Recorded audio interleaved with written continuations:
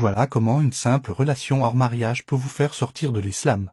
Je m'appelle Mohamed. Un jour, j'ai pris l'avion et je suis parti aux États-Unis. J'étais un homme sportif et charmant, mais une personne qui était loin d'Allah. Quand l'avion a commencé à décoller en direction des États-Unis, je rêvais déjà de toutes les boissons que j'allais boire, de toutes les femmes que j'allais prendre dans mes bras. Pendant toute la durée du voyage, je programmais mes vacances, ne m'imaginant pas que celui qui m'a donné la vie, la force et la jeunesse pouvait me le retirer à n'importe quel moment. Je suis arrivé à destination des États-Unis. J'ai loué un appartement dans lequel j'ai mis toutes mes affaires.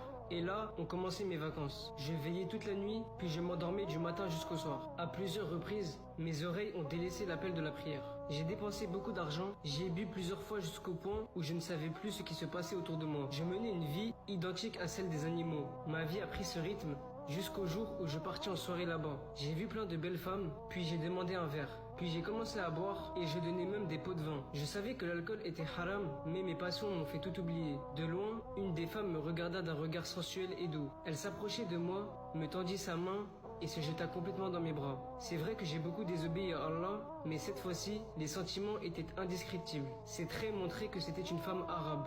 Puis d'un coup, elle se mit à parler en arabe, mais un arabe débutant. Elle me demanda « Est-ce que tu es arabe ?» Je répondis oui. Elle dit « Moi aussi, et j'ai la nationalité américaine. Je suis né ici. » Elle me demanda « Comment tu t'appelles ?» Je lui ai répondu « Mohamed. » Elle dit « Je n'aime pas ton prénom. » Je lui ai demandé pourquoi. Elle dit « Je suis chrétienne, j'aime pas ce prénom. » Mon corps s'éloignait d'elle d'un coup, car j'ai senti sa haine contre l'islam. Mais mes passions ont tellement envahi mon cœur que j'ai souri, puis changé de sujet. Je lui ai dit « Aimes-tu danser ?» Elle me répondit oui. Nous nous sommes mis à danser, puis à la fin de la soirée, je lui ai demandé de venir avec moi, mais elle refusa. J'ai réessayé à plusieurs reprises, mais elle insista sur le refus. En rentrant chez moi, son visage n'a pas quitté mon esprit.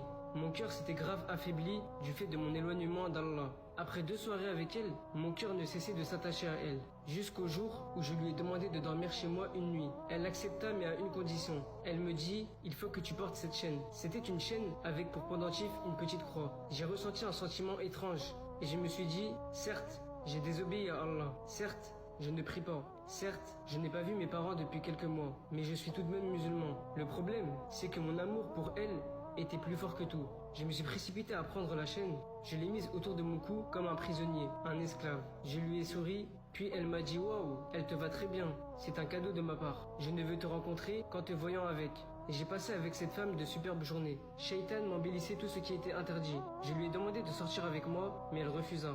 Je l'ai supplié en lui proposant même de l'argent. Comme je vous ai dit, l'amour dans le haram, il rabaisse et il humilie. Mais elle refusa en me disant « Je veux que tu te convertisses d'abord au christianisme. » Vous avez vu comment ça va vite? Ces paroles ont atterri dans mon cœur comme un tonnerre, une foudre. Je lui ai dit « Mais ceci est impossible. » Elle me répondit « Moi aussi. À partir d'aujourd'hui, il est impossible de rester avec toi. » Shaitan me disait « Mais vas-y, dis-lui que tu acceptes. Dis seulement avec ta langue que tu sors de l'islam. Juste avec ta langue. T'as rien à perdre. » Malheureusement, aujourd'hui beaucoup de nos frères et sœurs ont lâché la religion pour une femme ou pour un homme. Le lendemain, elle va me voir avec une tenue très attirante. Elle approcha son visage du mien et me dit « Tu as le cœur dur, tu ne ressens pas l'amour. » Je n'ai pas pu résister à ses paroles et lui dis ainsi « Qu'est-ce qui a fait que je m'attache à toi de cette manière ?» Elle lui dit « Eh bien, qu'est-ce qui t'empêche de devenir chrétien? Je n'accepterai de me marier avec toi que si tu le deviens. » Là, j'ai tout oublié. Et j'ai oublié même que je m'appelais Mohamed, comme le prophète alayhi salatu wassalam. J'ai oublié mon père qui me réveillait pour prier le fajr quand j'étais en primaire. J'ai oublié ma mère qui ne cessait de demander à Allah de me guider quand elle me voyait rentrer tard chez moi. Je me suis même oublié moi-même. Je suis devenu un esclave de l'amour et de la passion. Je suis parti avec elle, je me suis rasé les cheveux, puis je me suis converti au christianisme. Je suis allé pour la première fois de ma vie à l'église. Et quand je suis rentré, je me suis mis à pleurer. Sans me rendre compte, c'était les larmes de la foi qui sortaient de mes yeux. Après toutes ces années de ma vie, je deviens chrétien. Oh Allah, quel sera mon châtiment? Sera-t-il le feu? Où est la crainte de mon Seigneur? Où est donc ma pudeur? Où est mon attachement à la religion? Tout ça a disparu à cause d'une fille. Après ça, je suis rentré chez moi en vitesse et j'ai abandonné cette fille. J'ai touché ma tête qui n'avait plus de cheveux et je me suis dit, qu'est-ce que tu fais?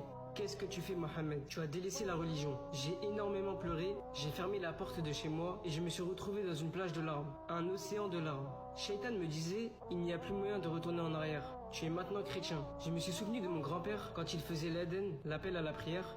Je me suis souvenu de mon Coran qui était dans ma chambre, d'un ami à moi qui était pieux et qui me disait, Mohamed, fais gaffe à la mauvaise femme. Je me suis mis à crier en disant non, non, oh Allah, ne prends pas mon âme maintenant.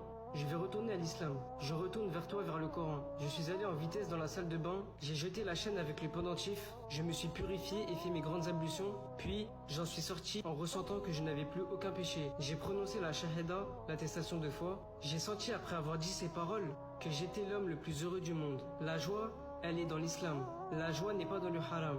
Elle n'est pas dans la mécréance. La joie, elle est dans le chemin d'Allah. Mes frères et sœurs, comprenez-le, que ceux qui empruntent le chemin du shaitan seront malheureux jusqu'à leur mort. Et on ne sait pas comment ils vont terminer leur vie, sans compter leur jugement. J'ai donc pris le premier avion en direction de mon pays. La première chose que j'ai entendue lorsque je suis rentré était l'Aden. Je ne pus me retenir de pleurer, mes larmes coulaient, et je me disais, est-ce que Allah va me pardonner? Arrivé chez ma mère, je me suis jeté dans ses bras et je lui ai dit, maman, c'est fini, je ne désobéirai plus jamais à Allah. Pardonne-moi pour tout ce que j'ai pu faire comme mal. Il a eu l'occasion de se réveiller et de se repentir avant sa mort. Mais peut-être que nous n'aurions pas cette occasion. Je lui ai donc dit, pardonne-moi mon éloignement de la maison. Elle me serra fort dans ses bras et me dit, mon fils, retourne vers Allah.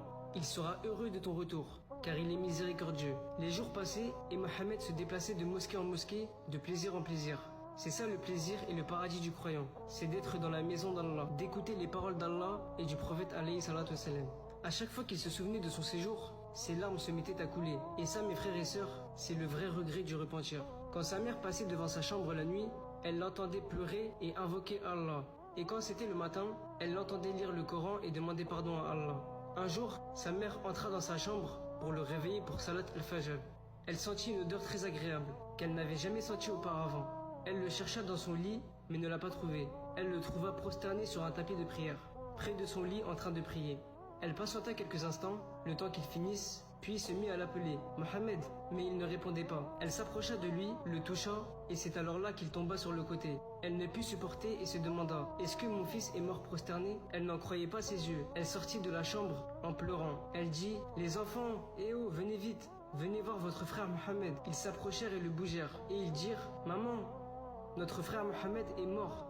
Il est mort prosterné. Qu'Allah fasse que